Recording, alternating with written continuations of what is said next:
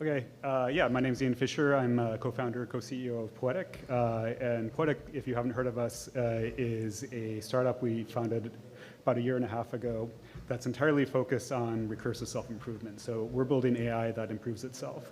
And in the past year, and a little less than a year, our focus has taken us from nothing to a system that automatically can set state-of-the-art on a wide variety of major public benchmarks.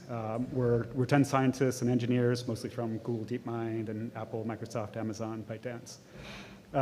Some of our early results we had on reasoning and knowledge extraction, setting state-of-the-arts on all these, and coding. So let me dive into this. I want to define carefully what RSI is. And so, it should be really simple. There's only 3 letters. And really, 2 of them are doing all the work here. So recursive means that the new improvements at each step are going to drive the next round of improvements. And self is the system really is going to improve itself, not some other target. Improvement is really obvious. Everything, everybody's doing improvement of some sort. But RNS really come together as a pair. If you don't have both of them, you really aren't doing the right thing. And the reason that I'm being a little bit pedantic here is that common use of RSI is both too permissive and too restrictive.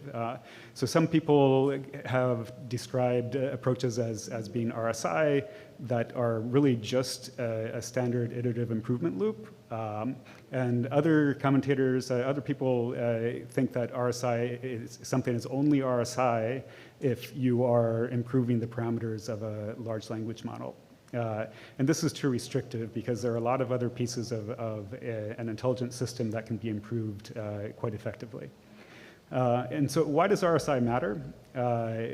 We think that this is, RSI is the most important frontier in AI research because the improvements of real RSI systems compound. And this is going to lead to superintelligence much more quickly than human-driven improvements are likely to achieve. For the obvious reasons that humans don't become inexorably smarter while improving models, but RSI systems can. So I'll talk a bit about the landscape here. We can split RSI approaches on 2 axes. On the y-axis, going from cheap at the top to expensive at the bottom, and on the x-axis, going from things that really aren't RSI, so just standard iterative optimization approaches on the left to things that are RSI on the right. And so, the upper right quadrant here is a nice place to be. Of course, we put Poetic there, but that's not arbitrary. We put ourselves there because our loop does in fact compound. It really is RSI, and each step of RSI only costs an inference run rather than a training run for an LLM. In the lower right are where the best funded efforts are. This is what people generally think of when they're talking about RSI. Again, the kind of this LLM-centric perspective where Anthropic, OpenAI, and Google are putting a lot of effort. And these are genuinely RSI, but they do require to train an LLM from scratch at every step. In the upper right, we have a few neighbors, and they're also genuine RSI, and they're also cheap, but they're a bit narrower than our approach. Like Darwin-Gödel machines and Sika are both targeting coding primarily, and the Minimax harness trains on some of its own generated data. So as I mentioned, you basically you can partition this landscape into 2 pieces, and on the bottom we have LLM-centric approaches that focus primarily on improving a particular LLM, and then on the top we have more systems-oriented approaches that view the LLM just as a component of a broader system that should be improved. And shifting from an LLM-centric approach to view to a systems-oriented view opens up a lot of possibilities for improvement that you would otherwise miss. Also, they tend to be faster and cheaper. So I'll talk a little bit about 2 of the really prominent approaches. One is what the recent Anthropic post, AI that builds itself, describes, where you take a version of Claude, you put it inside of Claude code, and then humans plus Claude code improve Claude. And so this is partial RSI, Clearly there's Claude is part of the system is the thing that's being improved, and it's part of the system that's improving it. But there are humans in there, so I kind of don't want to count them, and Anthropic doesn't count them either. On the right, we have another common approach called an automated AI scientist. This is similar also to auto research. And this is typically not going to be RSI. There's a number of nodes here that are doing different things, but basically, you generate, the system generates a hypothesis, and then it implements that hypothesis, and then it measures it, and then it writes a paper about it and puts that paper back into some knowledge store. And this is usually is not targeting a piece of its system itself, so it's not actually going to be RSI. But we can make both of these into pure RSI systems. In the case of Anthropic, we can just get rid of the humans. They've kind of indicated that that's where they're headed, and that's maybe something that they're worried about. For the AI scientist, it's also a simple fix. You just target the LLM that you use in your in your AI scientist loop. Of course, doing that makes it much more expensive than what most people are doing with automated AI scientists. So what does Poetic do? So what we're doing is what we call self-optimizing optimizers. So what's this look like? We start with a general purpose optimizer, where a general purpose optimizer is one that doesn't rely on any specialized signals like gradients. It just requires measurable feedback from the optimization target. So this is more general even than black box optimizers like hill climbing, because it doesn't have to be quantitative in nature. So then, given that optimizer, that general purpose optimizer, let's use it to optimize something. So we'll have some optimization target. It's providing feedback to the optimizer.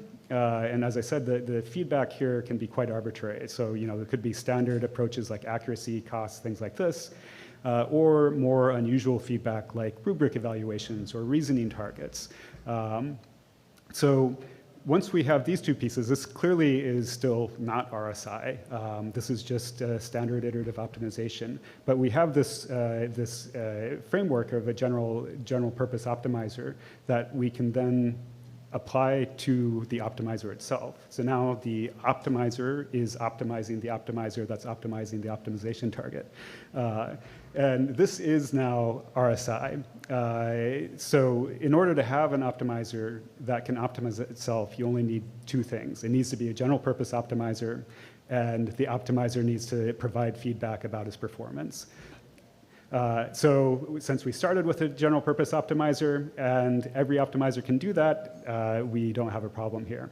But this is, I want to be clear, this is very different from saying that the optimizer is Atom or SGD, right? That would not work. So this is what we call the Poetic metasystem. It is RSI, and we use it to optimize everything. So every task that the metasystem optimizes helps it optimize itself, which makes it become a more powerful optimizer.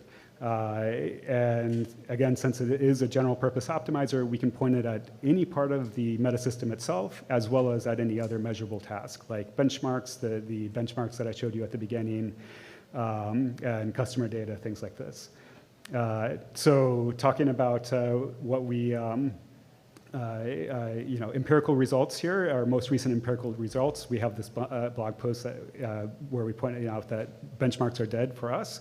And what this is really referring to is not that benchmarks aren't useful, but that in the presence of a properly recursively self-improving system, static benchmarks have fairly limited value because we are able to fully automatically get SOTA results, state-of-the-art results on every benchmark we've turned it on. And so again, as I said, it's fully automatically, so 0 human interventions, and usually quite quickly. So concretely, here's a table, bunch of results. The interesting thing, or one of the interesting things here is that on half of these benchmarks, which are across a wide variety of different domains that we've never worked on before, we got SOTA using older, cheaper models than whoever held the previous soda, typically Fable 5. What's next now that we're not focusing on benchmarks? We are working with early customers in a variety of domains.